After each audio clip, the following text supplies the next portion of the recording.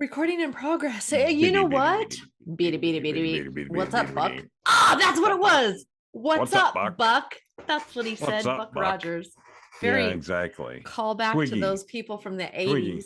Yeah, Twiggy. Yeah, if you get that, your back probably hurts. Go take some Advil and settle in for a podcast. Your leave. Go take your leave. Settle in. Don't forget your supplements this morning. Right.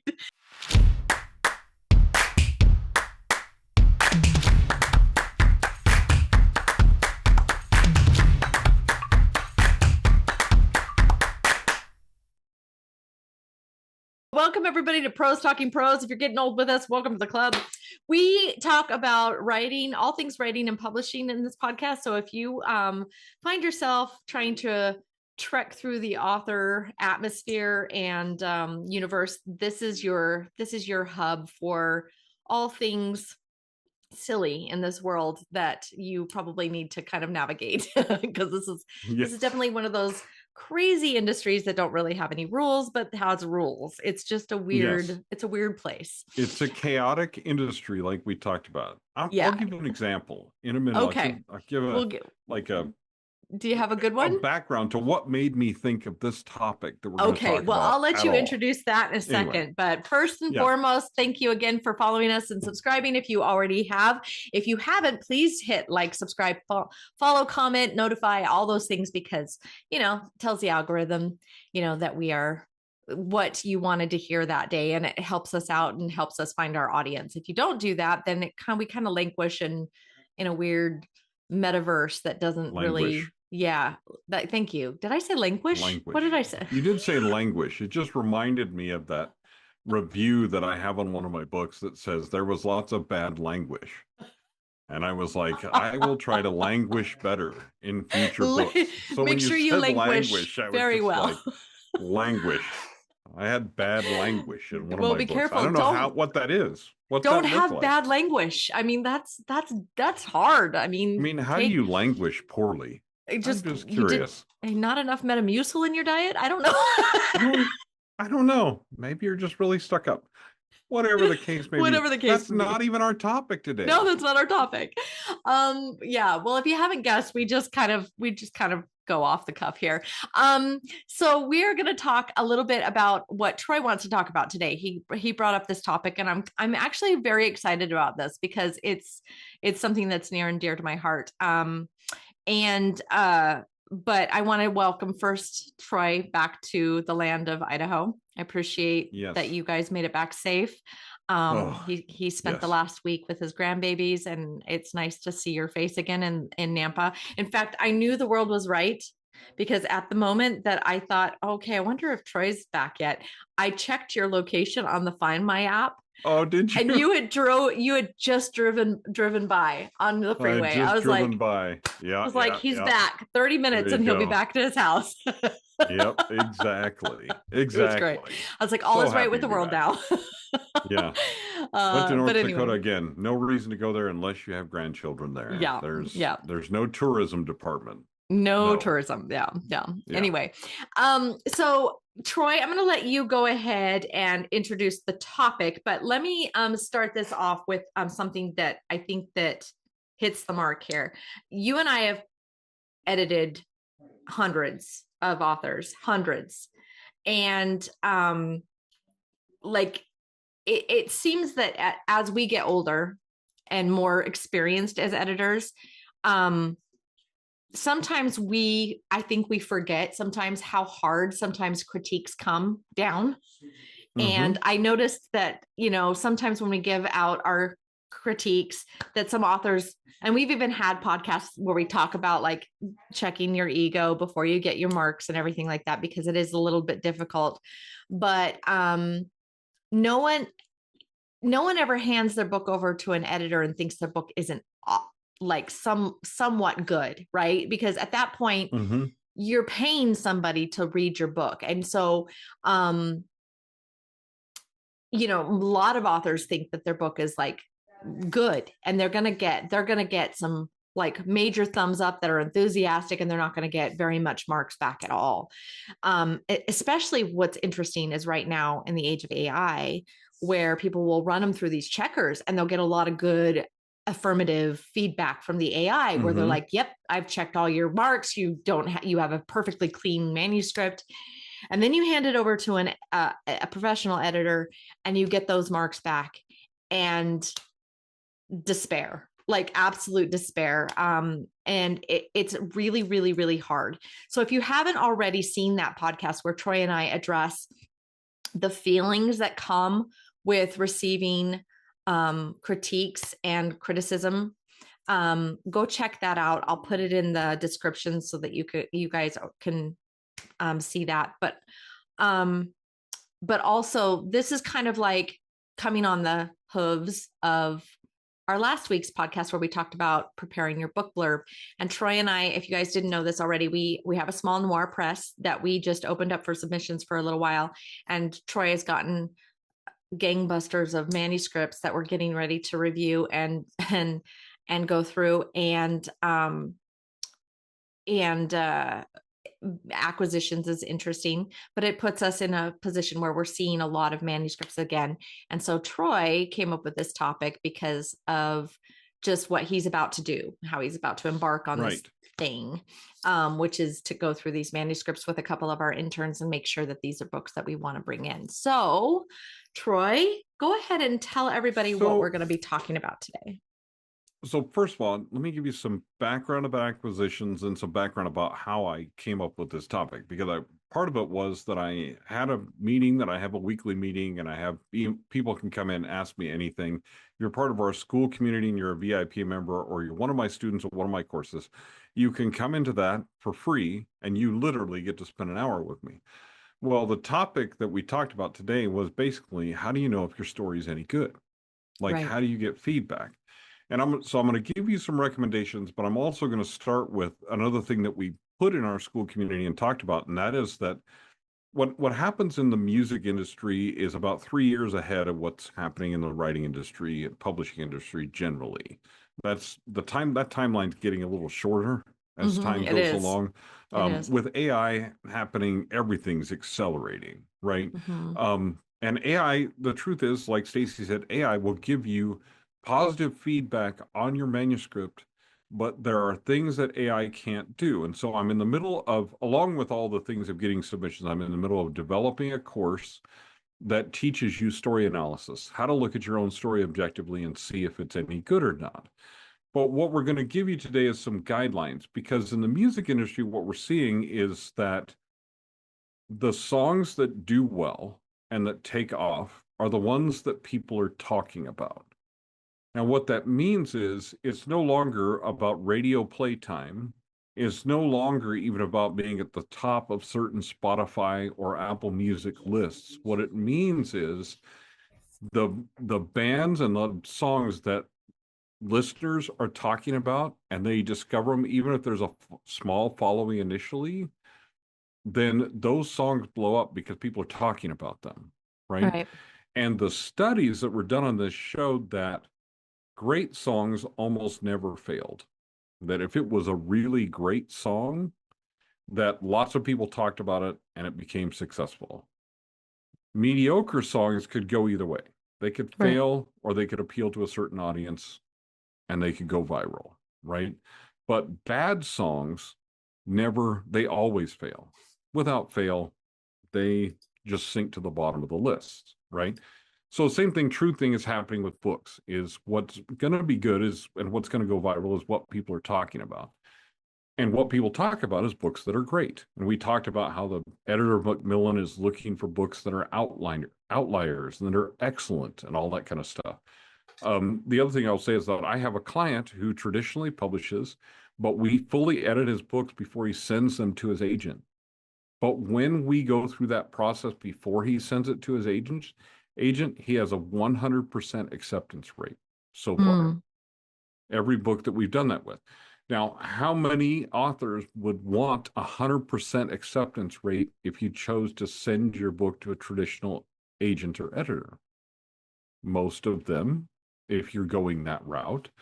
But how many of us want our books to be excellent? Well, all of us want our books to be excellent, right? We don't ever start the day and go, I'd love to put out a mediocre book today. Now, maybe you do, maybe you're weird, maybe you do, but nobody does that, right? So what we have to understand what makes a story good. Well, we also had an episode where Stacey and I talked about gatekeepers, right? Mhm. And how in traditional publishing gatekeepers are, in some ways that was a bad thing, but in other ways it was a good thing because it ensured a certain level of quality and professionalism, right? So what we want to talk about today is you becoming your own gatekeeper and learning to analyze your story in the way that a traditional publisher or editor or whatever would evaluate your book so that you can tell, is this book good or not? And what we mean by good in this particular case is commercially viable. Right. Because in some cases, your story is a great story, but it's not one that's going to sell.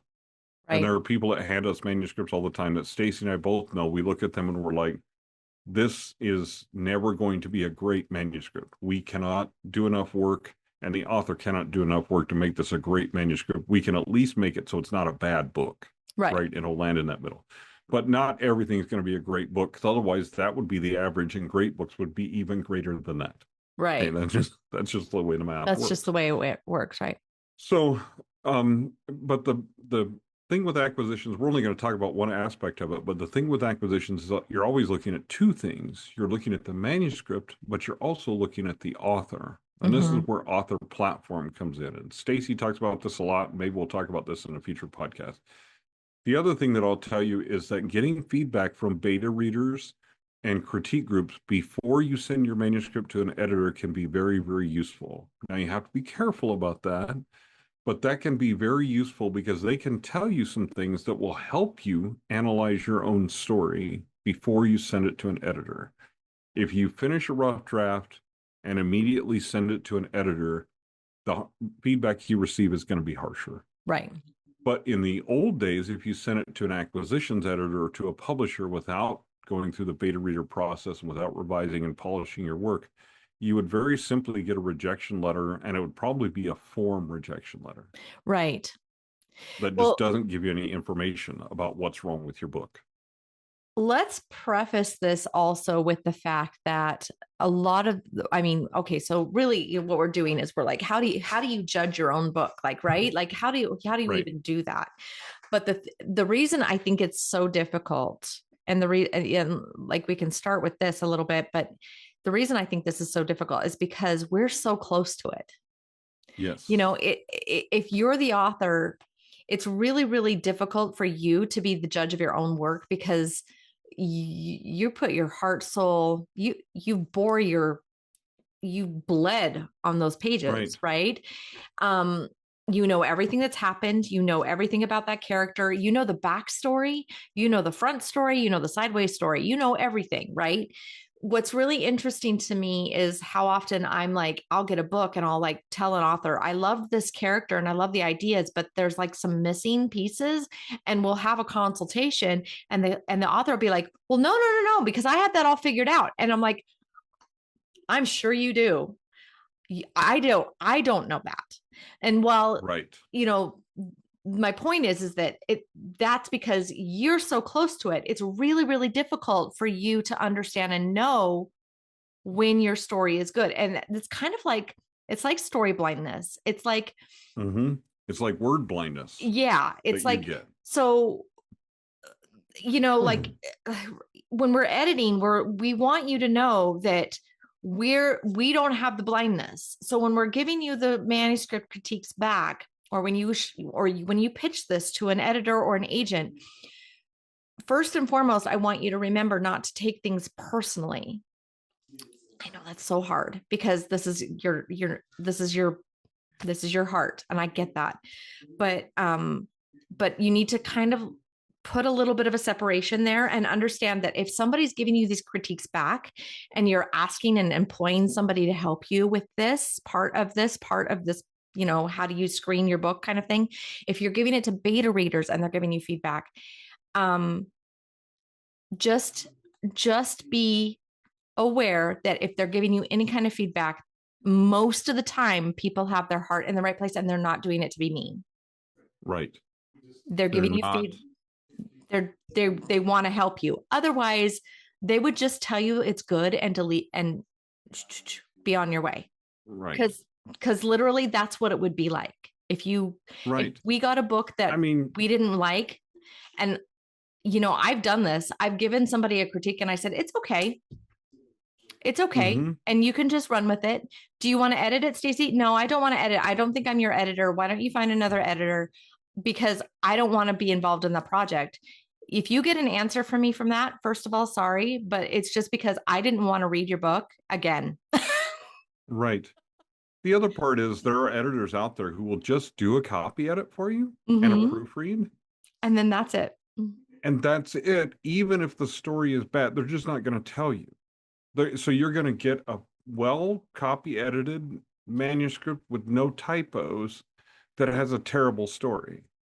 Right. And the truth is, the number one thing you need right now. Okay, so let me just say this about AI without human input. Right. Okay, if you're using human input and you're working with AI to create your story, that's different. What you need to be aware of is that AI will default to the mean. What Medium. That means is average. It is a predictive engine. Mm-hmm. So when it creates things by itself without you prompting it and changing what it does, it will produce something that's average. Mm-hmm. The same thing is true of book blurbs, of emails, of social media posts. Whatever you're producing with AI, what you have to understand is if you're content with that being average and just good and never worrying about great, then that's fine, right? But the majority of the time, that's not what you're looking for, because Macmillan has told you they're looking for outliers and things that are excellent. This is perfectly illustrated. We've talked about it before by, now the thing goes out of my head. What the thing? Book, the crazy one. Oh, are you talking about Shy Girl? RPG. No. I just listened to part of it on the way to Montana. Are you talking about Carl? Dungeon Carl? Yeah, Dungeon Crawler Carl. Why couldn't I remember that? I don't know. Anyway, my brain was somewhere else. But Dungeon Crawler Carl is another example of that. But I'll also tell you that as we're looking through these submissions for Alibi, what I'm looking for is an outlier, is something that's excellent. I'm not looking for the average thriller, because that's not exciting to me. That's not something that I can really get pushed behind and really want to sell, right? I want something that's great. Well, the things that readers talk about, the books that readers talk about that end up going viral, The Martian, all of that, books like that like started out as something small and then blew up. The reason they blew up is because they were excellent, right? So your idea is to create something excellent. The thing that Stacey was talking about is you have to give yourself, number one, you have to give yourself some artificial ways to give yourself distance from your story. Yeah. Which means analyzing and tearing it apart without reading it. Okay. Which is difficult. We're going to talk about that. We'll go into that. That's difficult to do, but there are methods of doing it. And this is also why critique groups and beta readers are so important. Now, I will say about critique groups, and we should do a podcast on it at some point, about how to run critique groups and how to be a part of a critique group. So you guys can create them. Because there are some toxic people in critique groups. And some of them have this green giant called jealousy on their shoulder because you're a good writer and they're not as good as you and they know it. And so they're going to run down everything that you create. Yeah. Okay.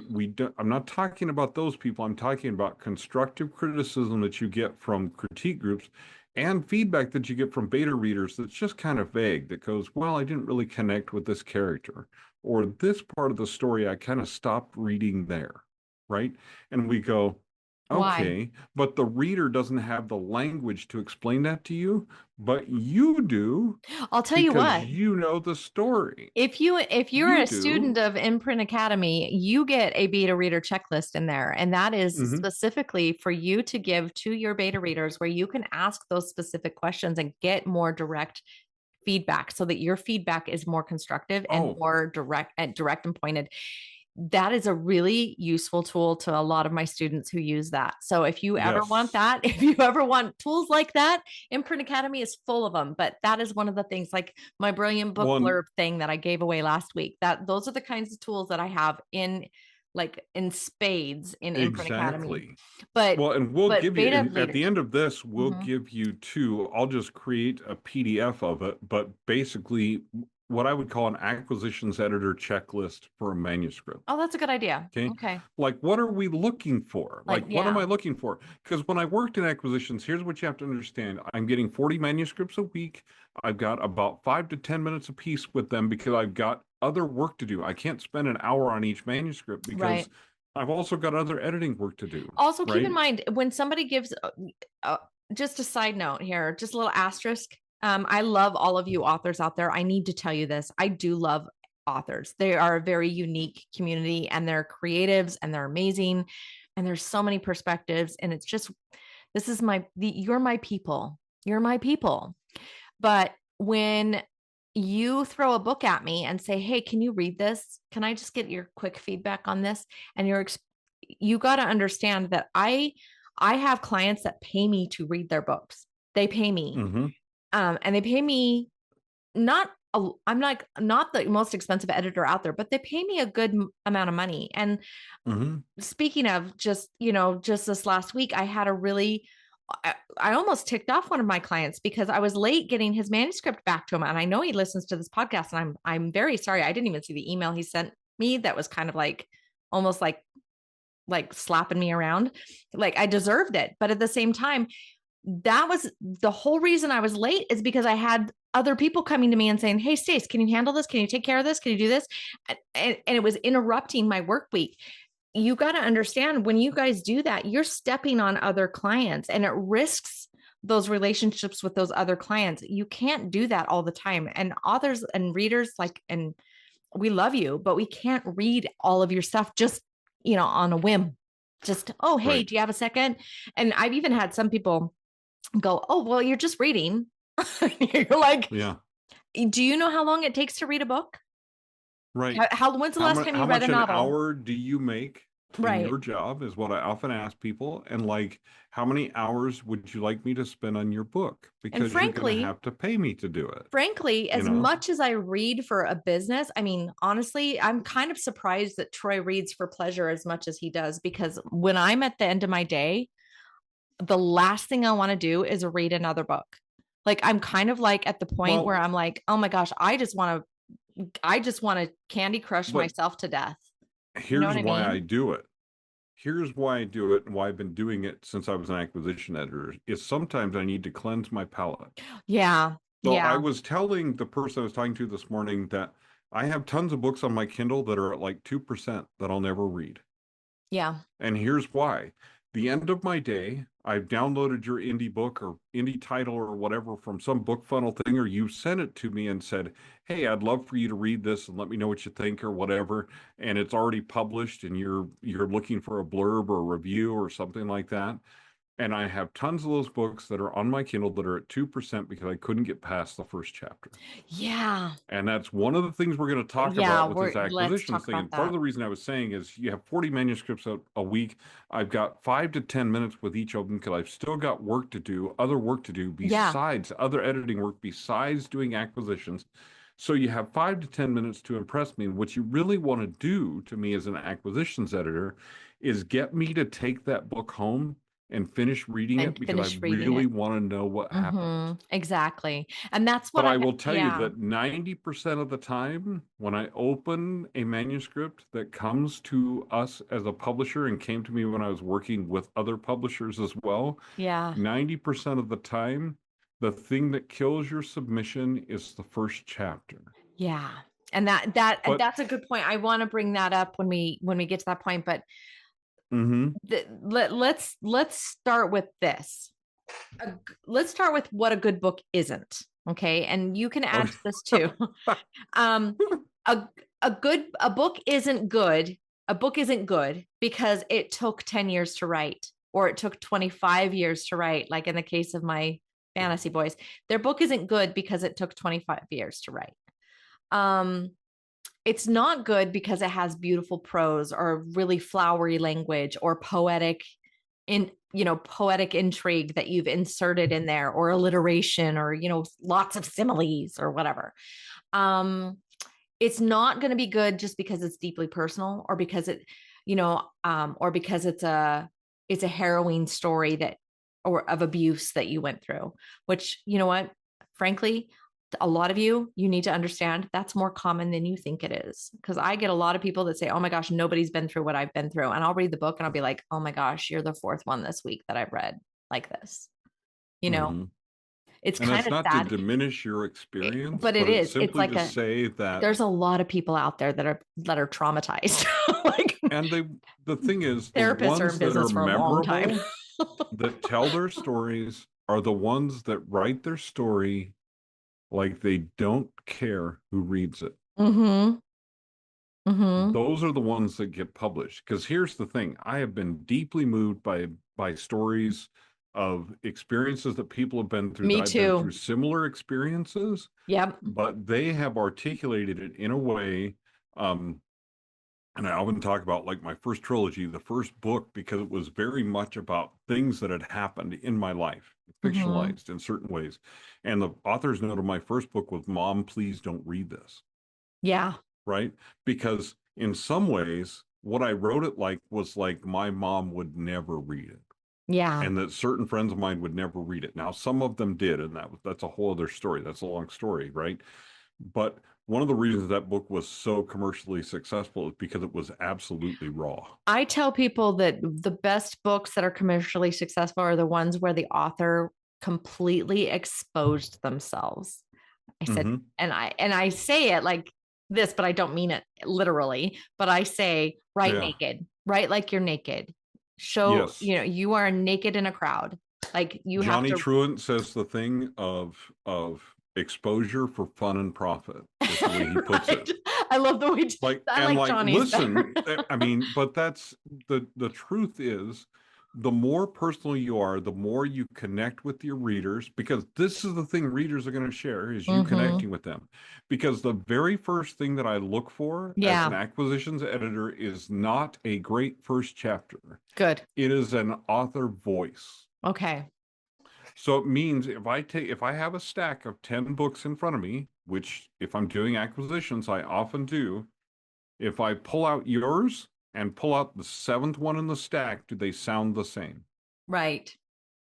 If they sound the same, like anybody could have written that prose, anybody could have written that book, then I'm sorry, but I'm not interested. Let's define what an author voice is for a second, because I need people to understand what this means. This doesn't mean um okay, I'll just say it like this. When I have a couple of clients that have very distinct author voices, when I pick up their books, I know it's theirs. Wes Rand is one of them. Mm-hmm. Another one that oh gosh, why can I look, Hugh Duran. She wrote a really great book that, like, you can hear her in that prose. Um, there's oh gosh, I have another one. Well, lots of them actually. I mean, you can hear it when you pick up these guys, Todd. You can hear, like, there's T.G. just Brown, for T.G. sure. Brown, Lori, Lonnie Mm-hmm. Dustin. He has a distinct author voice. Hannah Nakashima, she's another one that she has a very distinct, and hers is very lyrical. In her fantasy Mm-hmm. book, it's very lyrical. But I could pick up a Hannah Nakashima book and I would know it's hers just because of the way she writes.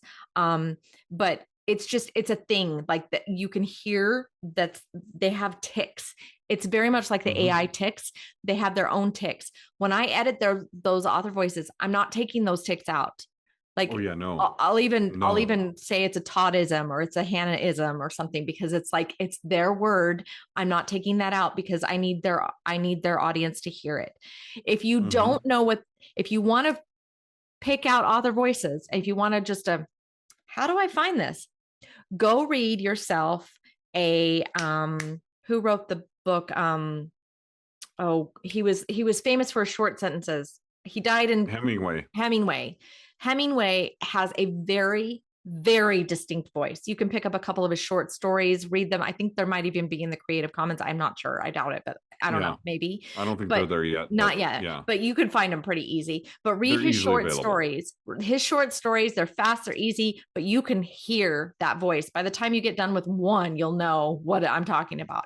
Another one, Dan Brown, he has a very distinct author voice. Stephen King, his was so Stephen King. distinct. that he didn't even know he had, that they picked him out of when he had a nom de plume and he was writing under a different name, that somebody found out that it was him and called him on it he finally had to out himself and admit that it was him, because they figured Ray it out. Bradbury is another one. Ray John Bradbury. Irving. So just pick an author. John Grisham is a little bit, he's got a kind of a distinct voice.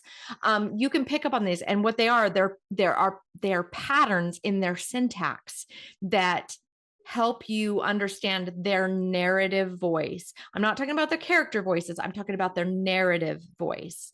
And it's a little different. Even Weir, he has one. Andy Weir. He has Weir. Yeah. He has a pretty distinct narrative voice. But you can pick up their books and you can kind of pick it up if you read them often enough. Anybody that's been writing for a while than about a decade usually has developed their own author voice. So even if in their first book you might not hear it, but once you've read 2 or 3 of their books, you'll understand it. I have a reader who I've written books with other people and as co-authors as well, and she literally could pick out which chapter. She's like, I can tell you which chapters of this book that you wrote. And which ones that the other author wrote. Because I have a voice. I don't even necessarily know what it is, but I know that I have it. So here's the thing. And what that means is that you just don't sound like a cookie cutter like everyone else. You know what? If you're writing sloppy sentences. Go ahead. I just realized something. Sorry, Joanna Penn. If you're writing... while you took that sip, I just realized what it was. Joanna Penn just did a podcast on this. Episode 871, Author Voice Mastery and Rebooting an Author Business with J. Daniel Sawyer. So she talked about author voice in that podcast. I haven't listened to the podcast yet, but I knew that this hit my to listen to's the other day. And we'll link that because it is almost a podcast of its own. But here's the deal. The difference between if you have just a competent narrative voice and it's anonymous, but it reads like everyone else. Like on my scorecard, that counts as a 1. It's competent. It's not that it's bad. It's just like everybody else. If you have an unmistakable voice and you'd know it blind, so I'd pick up yours and I would know your book from someone else's immediately, and it's that strong of an author voice, that's a 5, right? That's on that list. And that comes through. Generally, I can start to hear that within the first chapter. If I can't, what it means is that either you don't have one or it's inconsistent. Right. And that's something that your editor can work with you, because we learn to recognize that voice. And so we learn to say, hey, this is you. This is very distinctly you. Right. Okay. So that's the first thing we look for is author voice. So it doesn't sound like everyone else. It's good. But the very next thing we look for is exactly what I was talking about, which is the opening. And basically it's like, does the first page earn the second? And does the first chapter earn you me reading the rest of the book?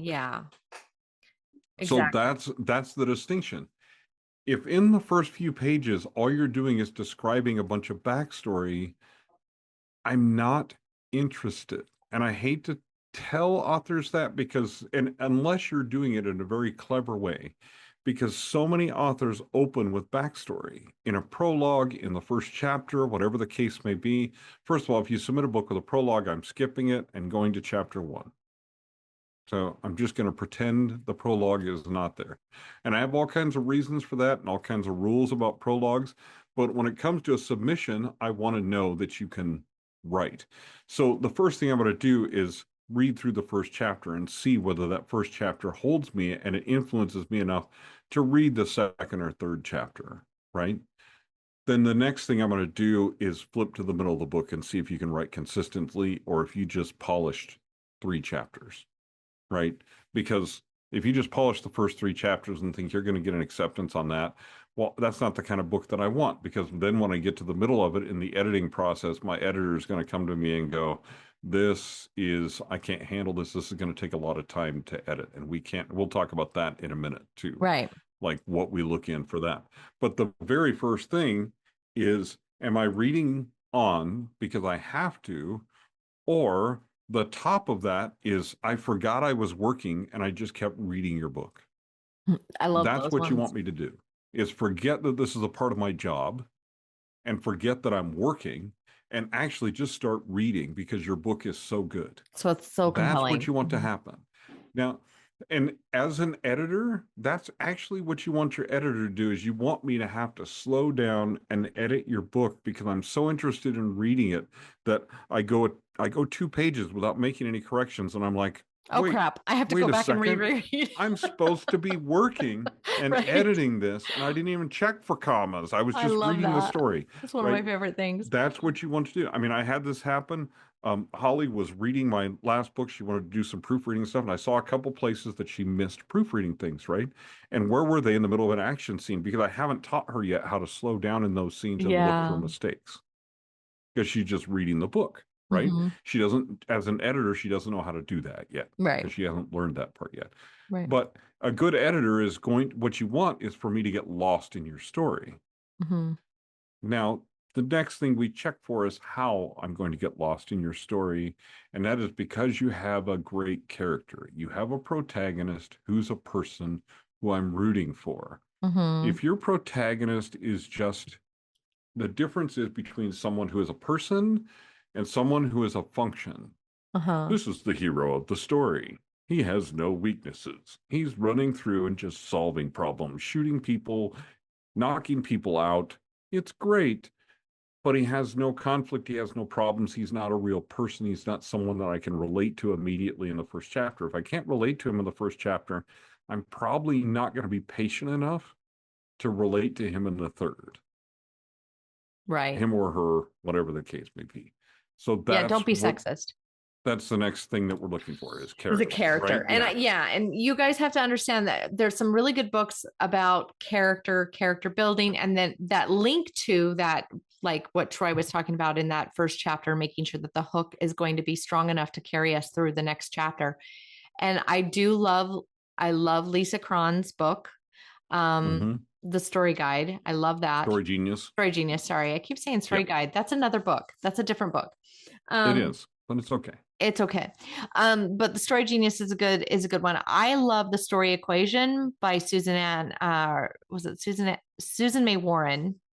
She Mm-hmm. wrote that book, and it's a short read. It's like Lisa Cron's book in a little bit different kind of, a little different angle, but it's like Mm-hmm. like you could read it in an hour and a half. But it's really good. I used to give that one away at conferences. In fact, I might do that again because that's a fun book to give away. We might give away a few copies of Story Genius too. Yeah, that would be kind of fun, huh? We should do that our next Because conference. yeah, because we're talking about and CJ and I are talking about rebooting our Story Genius class, and there's a I reason. think It's you because should. it really, reading the book doesn't take long, but if you stop and do all the exercises that are in the book on your current work, it really will make your work better. I can tell Um, when people actually do the work in finding out where the right place is to start the book. And a good example of mhm, this, if you ever want to do this, our good friend, our she's unfortunately not working, hasn't worked for a while, but she used to do a deconstruction of the first chapter of the Hunger Games, because she did mhm, such an amazing job writing that first chapter that it follows all the, I mean, like yeah, on point, how to write an exciting hook and where to start a story. If mhm, she had started the story in telling the world about, Katniss's dad and how he died in a mine and blah, blah, blah, blah, and how her mom kind of just left them and kind of went into this catatonic state, and that would have been like boring. We mhm, would have all been like, okay, when do we get to the story? When do we get to right, what happened? Because that's not the story, right? And so that's the thing. You need to ask yourself, what's the story? And so when Troy talks about the character, we want to make sure that you're writing the character and starting them in the establishing the real world is short, like well, a yeah, couple and a part paragraphs, of guys. the way we get to know your character is we get to know about the real world by the way that your character experiences it. Right. right? And That's what Hunger Games does exceptionally well. it does. And then, but it's also throwing Katniss in the trouble like that. Right, Immediately. That's the immediately. hook. And You need a hook yeah, right away. right away. Otherwise, like, and this is what I encounter in acquisitions all the time, is that the book started in the wrong place. If I started reading in chapter 3 a lot of times, Mm-hmm. I would be a lot more happy with the book. The Right. problem is, as on the publishing side of things, because it's a business, we cannot afford to developmentally edit most books. Right. Is too expensive.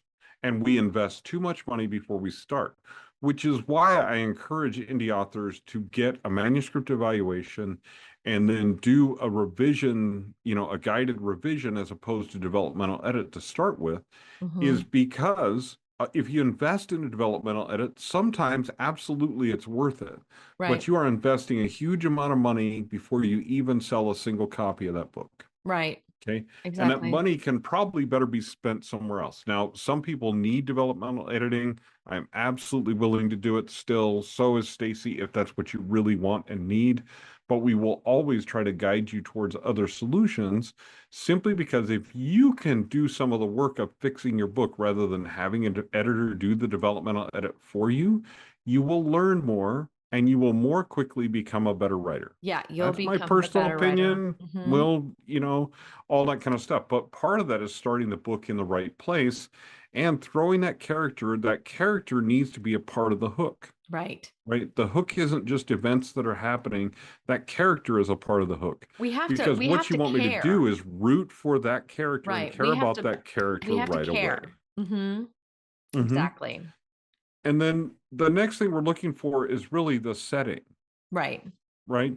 And the reason we're looking for that is this, I often say there's three parts of a story: interesting people doing interesting thing at interesting places, Right. right? Well, okay, the place needs to be of interest somehow and also needs to fit the genre. Okay, if you're in a rainy Northwest city and you're writing noir, bingo, you got it. Or a rainy Northeastern city, you Mm-hmm. know, if you're in the sunshine on the plains, it's going to be a little bit harder for you to write noir, right? Now, you still could do it. There's ways to do, I'm not going to say you can't do it because somebody will do it or they'll Oh point out my a book gosh. that I have somebody did it. yeah. Scott You know, McIntosh. He wrote one yeah, about exactly. Scott Idaho. McIntosh. Yeah. I mean, you know what I mean? But so anyway, but there are, that there's a certain atmosphere that you're looking at Right. for certain types of stories. You're going to have a hard time writing a Christmas romance if it's in, I don't know, some place where there's no snow and Well, it's a you know really what? As boring much place or as we something. I hate don't to know. or love to hate Twilight, as much as we hate to love it, um, or love to hate it, I would say that she did do a good job picking an interesting place. I mean, Oh, freaking no, Washington that no question at never gets all. sunlight. Like, where else are you going to put a vampire, right? Oh yeah, and as much as we go, okay, I'm gonna hate on Twilight or whatever. The truth is, it's a book. In my mind, it's a mediocre book, Mm-hmm. maybe a little better than a mediocre book. Same thing as 50 Shades of Grey, that hit the market at the right At the time right time. with a book that people talked about. Right. Right, so exactly what we're talking about. But that atmosphere and place that she creates is really great. If you have kind of a generic place, a generic city, and it's kind of interchangeable, Could be you could anywhere. set it somewhere else and it would be just the same. Then it's kind of like, especially like when we get to horror and things like that, like if it's an isolated setting, but it can kind of be anywhere and it doesn't really, there's no real threat. The better thing with something like that is the place is a character. That's top of the list, Mm-hmm. right? The place is a character. It plays a role in the story. It's a part of the conflict because we're also fighting Mother Nature. We're fighting the place. We're fighting the city. We're I fighting the could say topography. this We're fighting though. the mountain, If the that type of thing. setting isn't necessarily a big I guess part of the story, that's fine. Hmm. That's fine. The setting is also, though, just so you know, it is it is the it is the it is where and when this is happening, right? It's not just Right. So it's why is it happening then? Why is it happening at that moment, at that Right at time? that time. And then like Troy says, sometimes, man versus nature comes in with your conflicts. You've got to make sure that it makes sense. And Troy's always, I mean, he's a big believer in this, and so am I. It's got to work, right? Whatever you do, it's got to work. So one of the manuscript review that I just mentioned a minute ago, for one of our listeners, he used a forest scene in his book that was perfect for the setting, in a particular scene where he introduces his antagonist, right? Or his like inciting incident takes place in this really creepy forest. It makes perfect sense that that's where this would happen. It it If his setting had been like, like it could be anywhere kind of place, it wouldn't have made as much sense. It wouldn't have raised the tension in that scene as much. The way that he painted the scene in that creepy forest was perfect for what he was trying to introduce. So you have to make sure that, again, the setting makes sense. It has to work, right? You're setting for the climax. Same thing. Same author did an amazing job with this climax. He created it in an old mall that was like glass enclosed stores, and it raised the tension. It made it just this like fishbowl kind of effect, like kind of thing. It was really kind of a cool way to have a climax, kind of the old mirror fight scene type well, thing. not quite, but like, yeah, it was very much like Blues Brothers riding the cop car through the mall. Like it was just, like, oh my gosh, this is amazing, right? Like just sometimes settings really do make an amazing story. Right. And they do become a character in a lot of ways. Well, and that brings us, well, not quite. Okay. So the next thing, if you get us to keep reading, what am I looking for? Well, I'm looking for plot and structure. Like, do the turns in the plot come from character choices, or do they come from the fact that you as an author need this to conveniently happen? I had this happen in a critique group with one of my friends who was in the critique group, and I'm like, this event makes no sense right where it is. She goes, but it has to happen or the rest of the plot doesn't work. Right. And you're I like, go, well, okay, then maybe the rest of the plot doesn't work, or there needs to be a better reason for this to happen here. Yeah, you And can't this make is the things hard too part, because contrived. I don't want to harsh on your plot groove, right? But some of you plotters need to relax a little bit, because Chill. sometimes things go differently than you planned. And when we analyze stories is when we're done with the draft, right? So let the draft come out how it comes out. And if you need a certain thing to happen, just make sure that that thing makes sense happening right there. Right? That's one thing you have to do. So make sure that the plot and the structure makes sense, but also, is there a midpoint of the book, or is there just a middle? Right. The midpoint is a key event of a book. There are other key events in the book, and we can talk about that some other time as far as talking about plot structure and story analysis, which is, like I say, that's a whole course in and of itself, right? But the point is, there's certain critical points in a story, and if you don't have those points, then literally you're missing a plot. Well, okay, if your plot is all coincidental and it kind of sags and everything turns out good for your character and all that kind of stuff, okay, well, that's definitely low on my score structure. But the best plots are the ones that, like Brandon Sanderson talks about, where it's inevitable in hindsight, but at the moment you're surprised. Right. There's a twist and you go, oh, that's a good twist. And you go, oh, I should have seen that coming. Right? That's the cherry. That's the cheesecake, right? That's the 5 on the scorecard. Those are the best. That's the best, right? Because even as an editor, like what I want is I'm the reader at that point, and I want your reader to get to that point in the book and go, oh, what? Yeah, you guys did that to me with with Lindsay Goodpaster's book, Yes. Secrets of Yes. Westview. That was really Yes. good. When you guys finished that Oh, developmental edit, they were like, Stacey, you gotta, we I'm like, can't you're tell not even you. gonna, We're, I can't tell you, but and there's I had already there's read a, the first revision of it, and so I was like, oh, what do you guys like? There's no way I'm gonna figure it out because I know this story. And I got to that last page and I read that last line and I literally was like, you're like, what, oh, out what? loud? I was like, oh my Now I gosh, have that's to the read book best. 2, and that's what you want.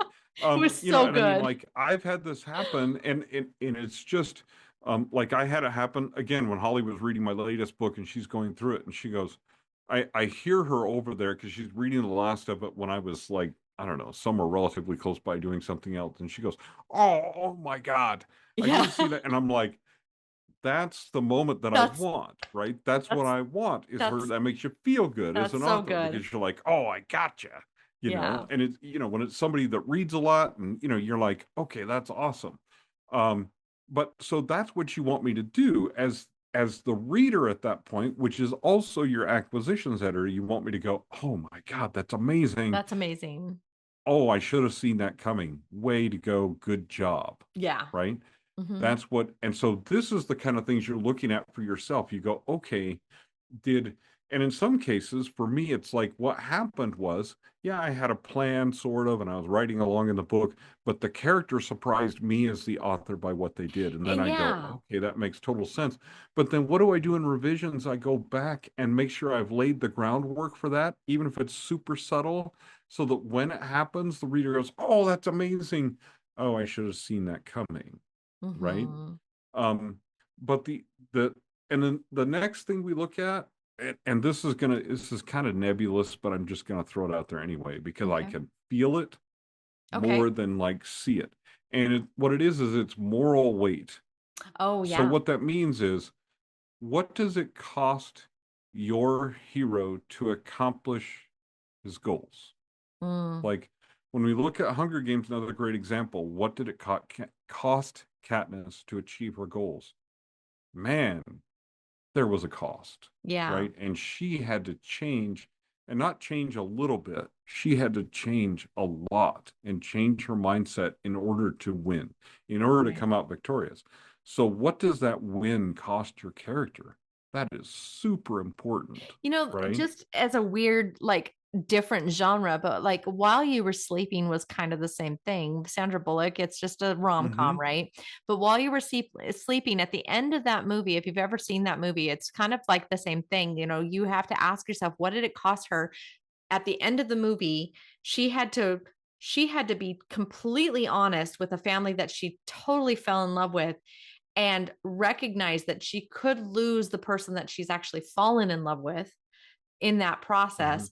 And it was that whole willingness to be more honest with herself and with her family than Mm-hmm. anything, so that she could be good with herself. It was her love for her father, her love for her love for the man that she'd fallen in love with, the love for the family that she had like come to grow. But she gave up something very important in that movie. And I don't know if I don't Right. it's an old movie, so if anybody sees it, I'm sorry, the spoiler alert, but like she Yeah. really get what she gives up is she gives up her ideal future by Right. doing that. She gives up the idea of traveling the world with this beautiful man whom she thought she was going to marry. And she gave that up because it was more important for her to be honest and be Right. true to herself and who she fell in love with. That is what we're talking about. It's crushing because she was willing to give that all up. And at that moment, you feel like she's actually lost her chance to actually be in love Right. with that person.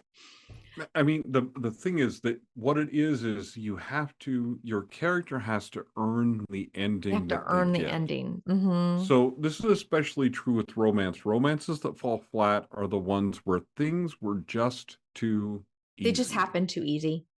They just Mm-hmm. happen too easily, and there's not enough conflict. And there's a lot of specific issues with your manuscript that can cause this. Okay. And we're Yeah. not going to delve into those individual things. That's what a story That's what a analysis type manuscript thing is analysis about. is for. Yeah. Yeah, that's what that's all about. And really, so when I'm developing a course on story analysis, what I'm doing is telling you how I do a manuscript evaluation Right. so that you can do your own. Right. Is the whole thought process. Okay. But anyway, all right. So, but the next thing I'm going to look for there's two other things I'm going to look for before I start looking like commercially, Okay. right? Which you should be doing as well. Right. And one of them is that ending. Okay. If they had to earn the ending, does the ending resolve things and pay off, or does the story just stop? Yeah. There has to be an emotional payoff, doesn't there? And does it resolve too neatly? Is it too Yeah. easy? Is it too buttoned up? Because, like, if the reader feels cheated, I read this whole book. Like, I'm still working with a gal on editing a book now that's a great book. It's a great Gothic romance with no ending.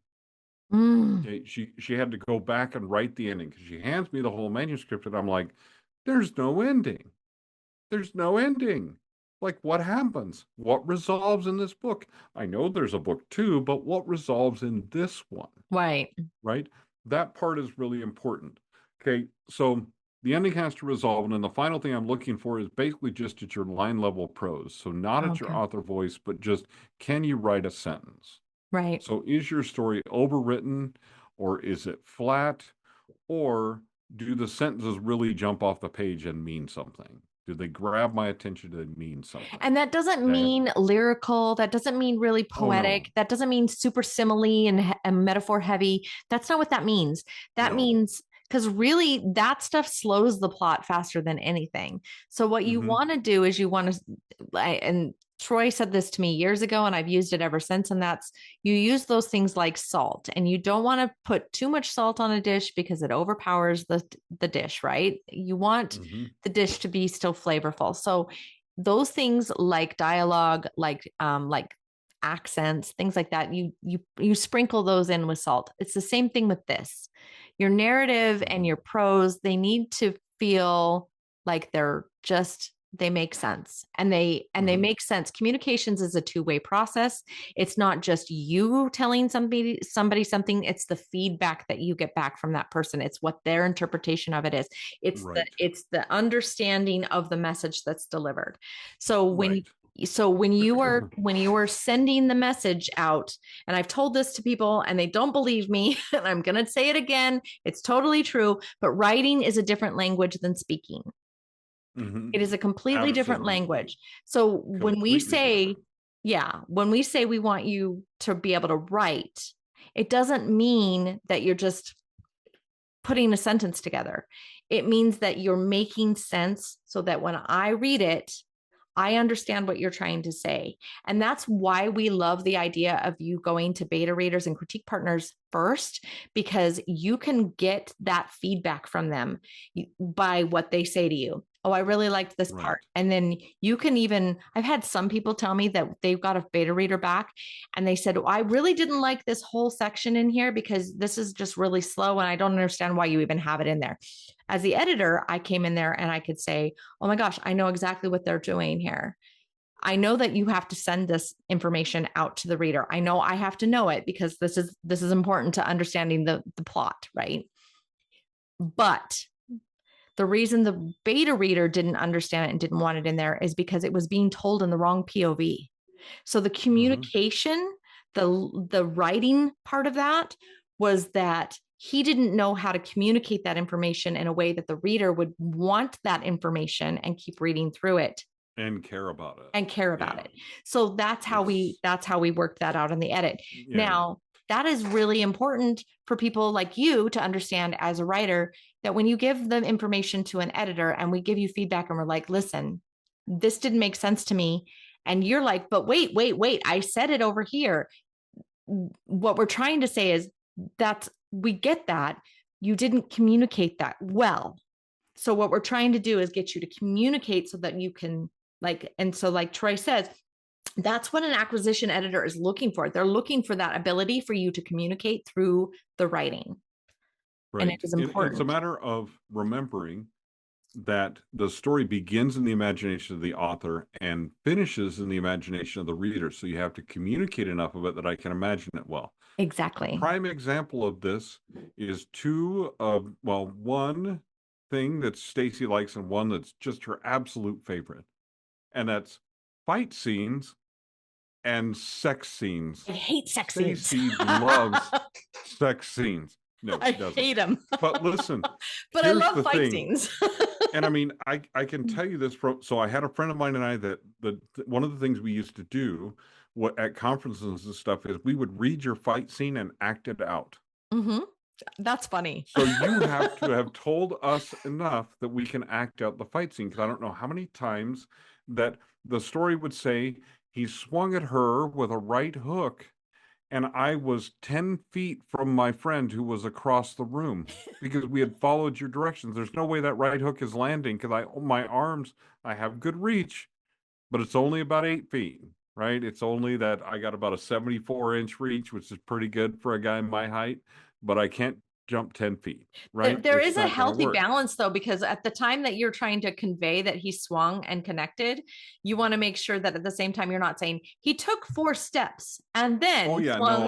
no. Like, you've got to be careful. Part of that is that the earlier positioning of the fight, you said that they did something which separated them, Right. and they never came back together. They never came back together. So there's a better way for them to come back together than say 4 steps later. No, don't do that, right? Yeah. Same thing is true for sex scenes. I'm not going to describe that one. And hopefully you never acted those out. We haven't acted those out, no. Good. But I think this might be a good use for AI video. Is describe. No. And then no. Okay, fight scenes, just fight scenes. Fight I'm not going to scenes. tell you guys to do anything. That's terrible. Anyway, but fight scenes, even you could do that with AI video. No matter what you think of AI video for creating other things, create a fight scene, describe it to AI video, and have it try to actually act it out. And if it just gets totally confused and these two people are all over the place, then you've got problems. That you're not descriptive with your enough. fight scene. The communication, right? But it's just a matter of like, can you communicate? Okay, then once we get there, then we switch to commercial mode. And what I say is, what are 3 comparable titles this is similar to that have sold in the last 5 years? Okay. Now, if you don't have one that has sold you in the last 5 years or whatever, and you have no idea what those are, well, you probably need to look, because you as the author, even if you're an indie author, you need to know what reader you're selling to. Like, do you have an audience for this book? TJ Brown, of course, he if reads you a want lot. to do this commercially. I know. I like TJ Brown. If you follow TJ Brown books on Instagram, he is often talking about like his reader list. He's like his suggested reads. He's reading a lot, and it actually comes through in his writing as he's gone through and he's written multiple books with us now. He's gotten better and better with each book, and he's been nominated for his second award with Killer Nashville. And I love so that we're really that he's we're been proud of him. Nominated for. But anyway, so it's just it's one of those things that you have to keep practicing, and you have to keep reading and reading contemporary new release books that are getting sold will help you understand what's going on. In fact, on this last trip that I took on the way back, I listened to one of the audiobooks by Frida McFadden, who writes in my genre and is one of the most popular authors in my genre right now. So I wanted to, and of course I'm spending all that time driving. Well, what am I going to do? Well, I'm going to listen to an audiobook because I'm interested in what she is doing and what her plots look like and what is she actually writing, right? I'm interested in that. Because her books are selling. And this is another reason that I read a lot. So if you want to know what readers are looking for in your genre, you should read often in your genre. Okay, in your genre is preferred. Reading outside your genre, sometimes I will do that, but usually not. Yeah. Because I'm at the same time that I'm reading for pleasure, I'm also doing homework. Yeah. Right? The other thing that I did when I was on that is I went down a rabbit hole on this true crime thing that I was listening to, because I was like, there's something that sounds really wrong here, and I wanted to see if I could make sense of it, and if true crime could make as much sense as fiction. It turns out in the end, It no, it didn't. doesn't. These people are idiots. But anyway, so I thought that at the beginning. I'm I would like, this love to has to be find out what somebody that really is. One of these dumb, days, you and I you should know? start But doing a yeah, true crime podcast. we'll have to start like a true crime, like a as world's dumbest as writers, I mean, like as dumbest writers, we should criminals do like as true writers. crime Yeah, as a writer and like true crime as a writer, like yeah, looking like at some of what these this things would and work. being like, if you had read one of my novels, you would have known better. Like how? And I don't even give things away. I don't give you a straight plan, but I mean, That's geez, funny. just get a little bit of a clue. That's so Okay. funny. But anyway, the last thing that we look for as acquisitions editor, you have to look at it a little differently when you're an indie author, but it's what I call editorial lift. Okay, And what yeah. that means as an acquisitions editor, this is why my friend that we fully edit his books before they go to an agent. This is why he gets 100% acceptance rate, is the editorial lift is very small. What editorial lift means is how much editing Much do we have to edits. do to get this book to market? The less editing your publisher and agent have to do to get the book to market, the more likely it is to be accepted. The less editing that you have to pay for to get your book to market, the more likely it is that you will have a higher ROI. Now, on your first few books, let me just offer caution. On your first few books, you need a lot of editing, and it will be expensive, and it'll be harder to get an ROI. Because, first of all, it's hard to make money with one book ROI is anyway. return A on series, investment, just so you guys know if you yeah. don't know. If you don't know, that's a whole other, anyway, that's part Come of to the my business classes, side I of teach you things. about that stuff. Right, exactly. But I mean, on the business side of things as a publisher, basically what it means is we have to make a profit on your book. Right. So we cannot spend a whole bunch of money editing it. If you as an author want to treat this as a business, one of the simplest ways to cut down your production costs is to learn to revise your books to a certain standard before you hand it to an editor. Publishers have a lot of overhead. And so when you're going to them with a book that's going to require a lot of time from their staff, that is going to be a tougher sell. So like Troy said, it's just a lot better if you have a more polished manuscript. Right. I mean, when it comes to indie, I'll tell you what, when it comes to indie, it does make our jobs a little easier too. And it makes your edits a lot cheaper. So, because we don't have to spend as much time doing rereads.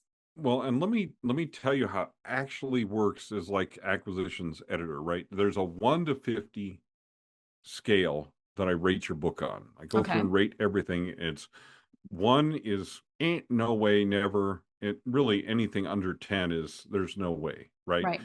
And 50 is the highest. And there are certain things in it that if you get a 1 on those things, that negates the rest of the score. Ooh. Like that means you're a no. Because we also do an author evaluation. We'll talk about that some other time where we evaluate you as an author and see if we think you can sell books. And unless I will tell you this, if you have no platform, no audience, and you're starting from zero and you submit to a publisher, unless your book is a 40 or higher on that scale, we're not even going to look at you. And it's nothing personal. This is a 100% business decision. But you as an indie author, if you say, my book is super great, but I can't sell any copies, and you have no author platform established, that might be why you're struggling to sell copies of your book. I'm going to throw this in there real quick so that you understand that this isn't personal. Publishers are going out of business left and right. In fact, I was just approached this week again by another guy who their publisher went out of business, and he was contacted and told, your book's not going to be listed after this date because I'm no longer in business. Like, I can't tell you how many people I think so far this year, I think I've done this 10 times. I think I'm up to 10 now, authors that have been dropped by publishers that are looking for a way to get their books back out there. Right. That's a lot. The reason publishers need to sell books is because that's how they make their money, guys. And if your book doesn't sell, they don't make money either. So it's not that your book isn't worth it or there's no value in it or your voice doesn't matter or any of those things. It's just that if you're commercially not viable, like what Troy's saying, then it's really, really difficult for publishers to stay in business. And so they're going to be very picky. Troy and I started this small small press, and it is a small press. We are literally probably not going to do more than probably 5 books this year at this rate. Yeah. Like it's really it's a small press. We're starting small for a very, very good reason. There's a couple good reasons. One is that we want to put our personal hands on the whole thing. But two, it's very difficult for us to make money in this business. And the majority of the money that's going into the press that we are running is coming from my editing business, frankly. Right. Like it's not, like and I could very easily go out of business quickly because it could just tank my editing business if I don't sell books in the small press. So it's a very small, it's a juggling act. So again, when we're rejecting books, it's not because we don't love you or we don't appreciate the work that you put in there or that we don't think that your book is viable. It's just not viable now, or that's not the book for this at this time. Right. That might be the book you decide to go ahead and self-publish. So yeah, and sometimes it is timing. Sometimes it's a genre mismatch. There's one submission I know at least that we have that is much more of a cozy mystery and much more of a light type of thing. And unfortunately, I'm just going to have to tell the author that that's not a fit for us because it's outside the genres that we're looking for. Right. Right. And it doesn't, I could love that story like crazy. Right. But I can't compromise the rest of what I'm doing with what we're doing with the publisher to make that work. Right. I mean, in case you guys don't know, like Stacey and I have several businesses roaming around. Print to Pro. We're juggling. We have several different Authority. things. We're juggling several different things, right? Yeah. And some of those things help pay for the other businesses to exist. Right. Because those businesses don't make money. We're going to have a really cool announcement coming very soon. Very soon. About a cool thing that we're doing in October. And we're going to do a lot more of these things, right? And those things eventually will pay for themselves. But right now, what's financing those is our businesses. Editing. Yeah. Our businesses and our editing and our sweat equity that we're putting into those things, right?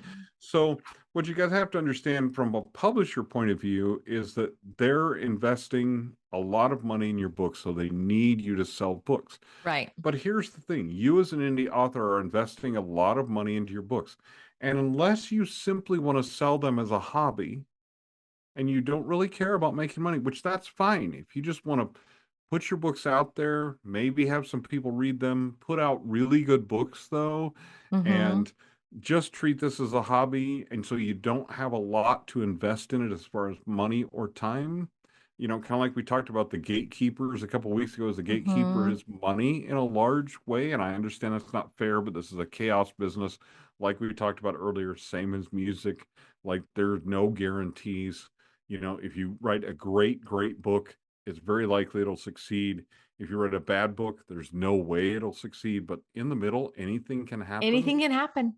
Anything can happen. You can go viral, whatever. So if you're content with that, if you're okay with that, that's cool. Put those things out there. But for the most part, the books that are great and that are going to do well are ones where the author or a publisher or both have invested a great deal of time, effort, and money into them. Exactly.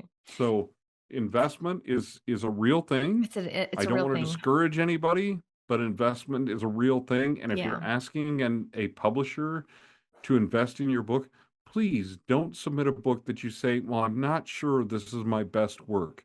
Don't submit that to an agent or publisher. Don't say that. Just first of all, don't say that. Don't say that. Don't ever say that to a publisher. Yeah, I mean, we had one guy that submitted a book to us when we first opened the press, and then when I said, hey, this is not really the best, it's not really for us right now, it just needs too much work, and he tells me this was not my best work, then why did you send it? Like, please it's don't. Like, oh my gosh, don't do that. And honestly, if you want to save money on your editing and make your business better, learn to do some revisions, have beta readers and critique groups before you send your manuscript to an editor. If you send me an absolute rough draft, the feedback that you get is going to be very, very harsh. And it's going to feel hurt. And It's going to feel like it's going to feel hurts. hurtful. Yeah. And it's not meant to be. It's going to turn into a very expensive edit or a recommendation that you do a very, very extensive rewrite to your work. Right. And it's not because I don't love it. It's because you submitted to me a rough draft, and everybody writes a crappy rough draft. Yeah. I wrote a crappy rough draft, had to revise the entire thing. The last book that I finished, I almost wrote it twice, really. I mean, yeah. You know, the one I'm working on right now, I swear to God, I've written the first part of it 3 times already, and now I'm finally making progress. I can't tell you how many times I've written my first chapter. And look, how many books have I written and published? I mean, you'd think by now I'd have a system, right? Yeah. No. Look, everybody struggles at different times with different things. Okay, it doesn't matter, but don't send your rough draft to someone other than a beta reader or your critique group to help you with feedback, because it's just going to cost you. Well, so and right? in that vein, just really quick before we end, I do want to point out a few things, like how you know your book is good. And the first, stop looking for validation. Stop sending your books to beta readers or to critique groups and wait and wanting them to tell you, oh, this feels great, or this is perfect, or, you know, stop looking for that. Instead, ask them, what's wrong with this? Like, yes, you know, like ask them to open yourself up to just the critique. Okay. Don't close that door, because really that's where your best and finest work is going to happen. And so the feedback that you should actually listen to is whether or not there are overlapping issues that are brought up by more than one person. I always talk about, like, some people, when they utilize AI, use 2 or 3 AI models to get your feedback. Like, if you went to Pro Writing Aid, great. Take that feedback, throw it into Claude, and maybe set up a prompt and see if both of those AIs come back with some overlapping issues. If they have, those are the things that you should probably pay attention to.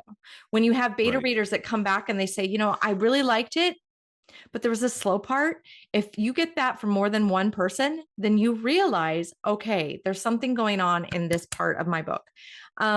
So if somebody says, I don't understand why this character did that, don't consider that well, you didn't pay attention. Instead, see if you get the same feedback from another reader. There's a lot of times where authors will come to me and they'll say, okay, you know, they'll get the feedback from me after they've had a beta reader feedback, and I will give different feedback, and I will say, this character obviously did this, but there was a missing part here. They'll say, oh my gosh, there are so many people that have told me they don't understand why my character did that, and you saw that that's why they did that. And I said, I know, but you didn't communicate it well enough. I'm a reader. I do this for a living. I can see that. I know what's going on in our author's brain. There's instincts that we have, but at the same time, you still have to communicate it. Right. Yeah. So exactly. Recognize the patterns, see what's overlapping in your feedback. Okay. And then every author should ask themselves some questions. And I've got these questions that are great. Did the readers understand what I meant for them to understand? Okay. Is the message that I sent received correctly? Okay. Did anyone get bored? Where did the readers stop reading? That's one of Troy's favorites. Like, where did they stop reading? Okay. Did they understand the stakes? Were they emotionally invested? Okay. Did the ending satisfy your promise, your reader promise? Did you pay that off, right? Did you give that payoff to them? Would they recommend this book to one of their friends? And would they buy your next book? Okay. So those kinds of questions, if you ask those questions to your beta readers, you might get some really good feedback, right? And not just, oh, that was good, which is useless. Okay. So you need to ask. I always tell my writers, when you're ready for an editor, to pay for an editor, when you've read this so many times that you're sick of it. Well, and here's the thing. One of the things from your critique group people and beta readers that you can do is not only would they continue reading, or would they read your next book, but ask them at the end of each chapter, Mm-hmm. especially if you're doing a critique group where you're Where sending you're them doing sections. chapters. Mm-hmm. The very last thing that you ask them for feedback is, would you continue reading? Yeah. And here's the reason why is if they say, no, I would give up after this chapter, or yeah, I would give you one more chapter, but you really need to get it together in the next chapter. Something needs to happen, Mm-hmm. right? That gives you a clue of what's happening. My other advice to you, along with asking yourself those questions and getting beta readers and getting critique group readers, is learn to analyze your own stories Mm-hmm. by asking yourself questions and giving yourself what I call artificial distance. A lot Yeah. of times when I'm working with coaching clients, if you've been coaching with me, one of the things I'll tell you to do, the very first thing is to go through and summarize each scene and give Mm, it a title. good And the idea. reason is now we're no longer reading the scenes. We're reading what is happening in the story. Then we're going to work on characters and describing your characters. Then we're going to ask yourself some questions about what your characters are doing and what their role is in the story. And as we complete that process, then you're going to understand, oh, the reason this is missing is because it's actually missing in the Right. story. Right. The reason this is so when you get vague feedback from a critique group or a beta reader or whatever, you're going to know what to do with it. When they Right. say, I lost interest here, you're going to know, what do I go and look at to see if I can fix it before I send it to an editor? Well, and And, even and this is then, funny because when I tell people about this, they're like, you're working yourself out of work, right? well, You're no, we're telling me not. to do this before I send it to you. You would make more money if I sent it to you earlier. And I'm That's like, not the yeah, point. but I'm not doing this for the money. Yeah, I'm that's not doing the it point. because I want your story to be successful. I want you to finish your draft, and then I want you to find a way to polish that draft with the help of professionals, but only when you need the help of And professionals to when make it it's the very time. best that it can be. Troy and I have never been in the business to make money off of people, selling their cars to pay us. That is not the point here, guys. The No. point is actually making sure that you have a compelling story that's going to sell to your audience, right? So, how do if your book is good enough? Well, I guess there's competent, then there's compelling, and then there's just unforgettable. And I would say Mhm. competent is like just your story makes sense. It's fine. Writing is clean. It is what it is. There's lots of books out there like that. That's the average book, guys. But the compelling books are the ones where readers care about the characters. They want to keep turning the pages. They get to the end. They think, wow, that's a great book. My friend would probably read that. But then the unforgettable books are the ones that you never stop thinking about. Hunger That you go Games, back and read again, Lord of the you know? Rings, Mm. knowing Yeah. Owen Meany, Yeah. Prayer for Onbini yeah, is one of the ones that I will go back and to read fairly to frequently. Kill a Mockingbird, Um, Count of Monte Stephen Cristo, King, The Stand, The his Stand, Gunslinger series. mm-hmm. Those are Dean books that I Dean will Koontz read. Insomnia. I'm Oh, just yeah. yeah, like books like that where I'm Books just that I like will go back and read over and over over and again. over again. Because even though, and this is what you kind of have to understand as an author, is even though I know what's going to happen, I want to experience that story again. Right. That's an unforgettable book, That's why we right? buy these things, guys. That's why they're on my Hmm. shelf. These are That's the why we books that buy I would read hardcovers. again, right? Like, yeah, it's not they're not the Yeah. digestible. Oh, okay, that was great. Next, Yeah, the old pulps of old. And look, there's there's a also, place for so let's be pulps. fair. There are super readers that will read anything in their genre and they read 8 books a week. And those people first of all, they're rare. It's what we call a white whale that will Mm-hmm. just read anything that you put out and they read 10 books a week, right? That is a rare thing. But there are people like that. And mediocre books, in many cases, as long as they hit the right tropes and the right marks, will satisfy those people. Can you make a living selling mediocre books?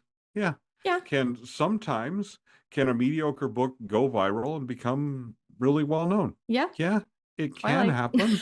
It's, yeah, It Twilight, 50 Shades of Grey. I mean, worked. let's be honest about that, which is Twilight fan fiction. I mean, Mm-hmm. we could analyze that some other time, right? But I mean, the point of the whole thing is this, is that if you have a great book, an unforgettable book, I will tell everyone I know about A Prayer for Onmi. If you get me on that topic, I will talk for an hour, right? Because it's an amazing story in my mind. It touched me in a special way. You know, it's well done, things like that.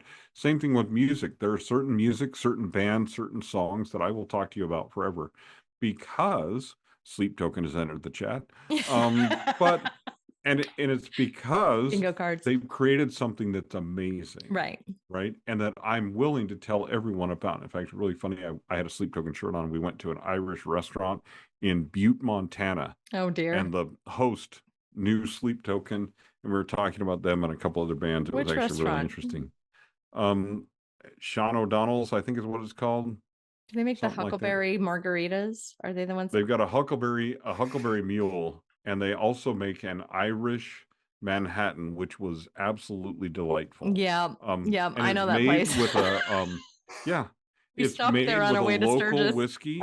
It's great. It's absolutely This fantastic. is But yeah, good. anyway, Anyway. Butte, Montana, fantastic little commercial for the place. You know what I mean? Mhm. But I mean, the point is that when it's at that point that two people in a restaurant way away for me way away from home Mhm. connect over something, which is a band that tells stories, which is a storytelling band. That's another thing I like to talk about is, and I don't know, it may creep its way into the course I'm developing, I don't know, where I talk Of about course it will. musicians that tell stories. We should learn as authors, we should learn from watching them, because Right. there are some musicians out there that are billion-dollar storytellers, and whether you like their music or not, whether that's your taste or not paying attention to what they are doing when they've made $1 billion as a storyteller, in my mind, is a pretty foolish move. Yeah. Like, It's always good to just pay attention, guys.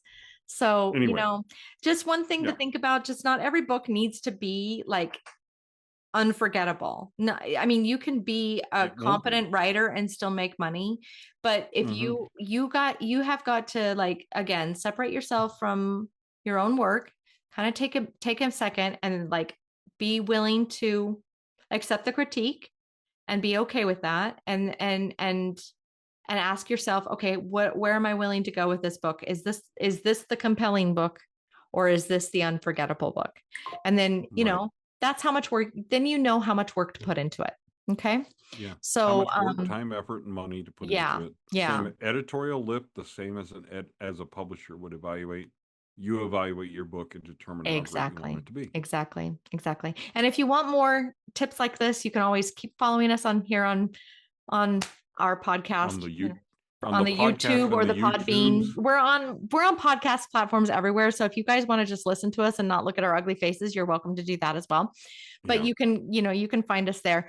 And then like I said, you can follow us over at school. We're happy to have you guys as long as you're real and you're not bots. You come over there and you're not selling some kind of weird, MLM scheme. We're happy to have you. Yeah.